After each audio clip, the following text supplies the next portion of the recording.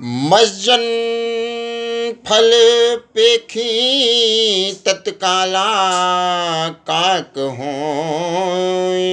Pick बकऊ Marala. सुनिया चरज कर जन कोई, सतसंगति महिमा नहीं कोई। बाबा जी ने कहा, इस तीर्थराज में स्नान का फल तत्काल ऐसा देखने में आता है कि कौवे कोयल बन जाते हैं और बगुले हंस। यह सुनकर कोई आश्चर्य न करे, क्योंकि सत्संग की महिमा छिपी नहीं रहती। क्योंकि इसी से एक प्रसंग उठता है कि वाल्मीकि नारद घट जोनी, निज निज मुखनि कहीं निज होनी। जलचर थलचर नभचर नाना, जे जड़ चेतन जीव जहाना। कहते हैं बाबा जी कि वाल्मीकि जी, नारद जी और अगस्त जी ने अपने अपने मुखों से अपनी अपनी होनी यानी जीवन का वृत्तांत कही है। जल में रहने वाले, जमीन पर चलने वाले, अवाकाश में विचरण करने वाले नाना प्रकार के जड़ चेतन जितने जीव इस जहान में हैं, सबने अपने अपने हिसाब से प्रभु जी का गुणगान किया है। कैसे? मत की रति गति भूति भलाई, जब जहीं जतन जहाँ जहीं पाई।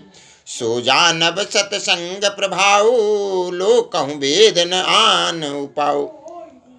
उनमें से जिसने जिस समय जहाँ कहीं भी जिस किसी भी यंत्र से बुद्धि, कीर्ति, सद्गति, विभूति, ऐश्वर्य और भलाई पाई है, सो सब सत्संग की प्रभाव समझना चाहिए।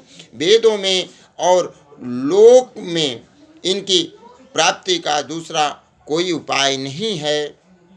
बिगर सत्संग कुछ नहीं होता, क्योंकि बिनु सत्संग विवेक न होई। राम कृपा बिनु सुलभ न सोई, सत्संगत मुद मंगल मूला।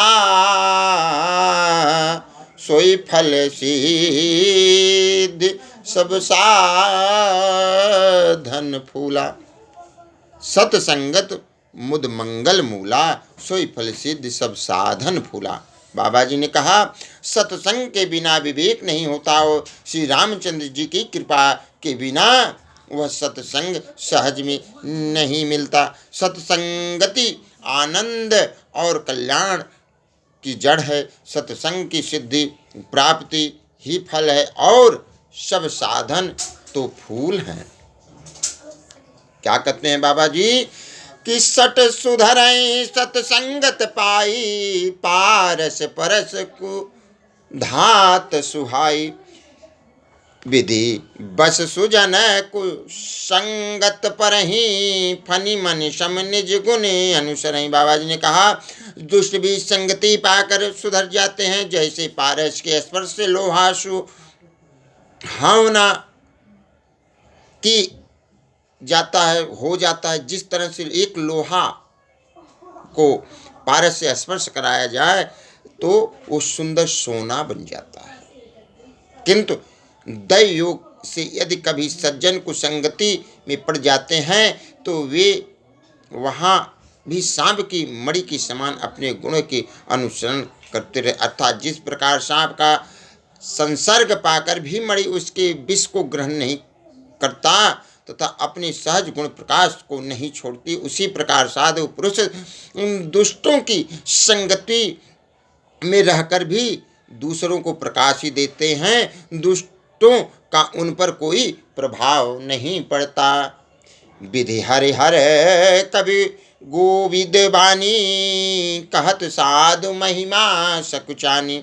सो मोशन कहीं जात न कैसे, साधक बनिक मनी गुणगन जैसे। क्या कहते हैं बाबा जी कि ब्रह्मा विष्णु शिव कवि और पंडितों की वाणी भी संत महिमा का वर्णन करने में सकुचाती नहीं। वह मुझसे किसी प्रकार नहीं कही जाती। जैसे साग तरकारी बेचने वाले को मड़ियों के गुण समूह नहीं कहे जा सकते, उसी प्रकार हम संतों की प्रशंसा कैसे करें, हमारे बस में नहीं है और हमसे कहा भी नहीं जाता।